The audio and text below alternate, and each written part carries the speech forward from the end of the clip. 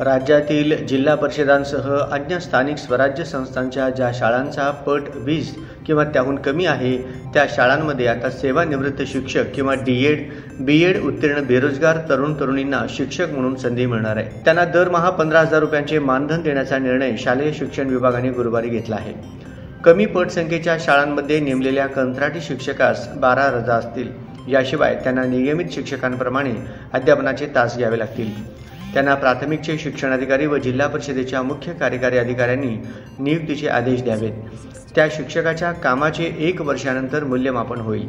त्याचे काम समाधानकारक नसल्यास त्या कंत्राटी शिक्षकाची सेवा समाप्त केली जाणार आहे। दरम्यान कंत्राटी शिक्षक मिळाल्याशिवाय त्या शाळांवरील शिक्षकांची बदली केली जाणार नाही।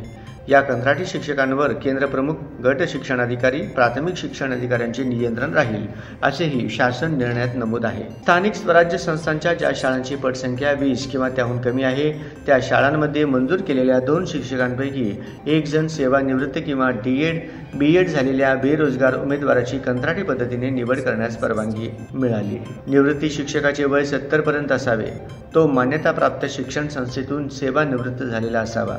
त्यांची कोणतीही चौकशी प्रलंबित नसावी। निवृत्त शिक्षकाची नेमणूक करताना त्यास ज्या गटासाठी घ्यायची आहे त्या गटाला सेवा काळात त्यांनी अध्यापन केलेले असावे।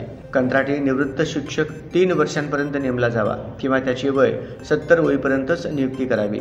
तो शिक्षक शारीरिक, मानसिक व आरोग्याच्या दृष्टीने सक्षम असावा। बीएड उत्तीर्ण असलेल्या उमेदवारांना करार पद्धतीने कंत्राटी तत्वावर नियुक्ती देता येईल, पण त्यास कोणत्याही संवर्गात सेवा समावेशन सामावून घेण्याचे व नियमित सेवेचे अधिकार नसतील। बीएड धारक बेरोजगार उमेदवारास सुरुवातीला 1 वर्षासाठी नेमणूक द्यावी। त्यानंतर योग्यता व गुणवत्तेच्या आधारावर कालावधी वाढविण्याची संधी मिळेल।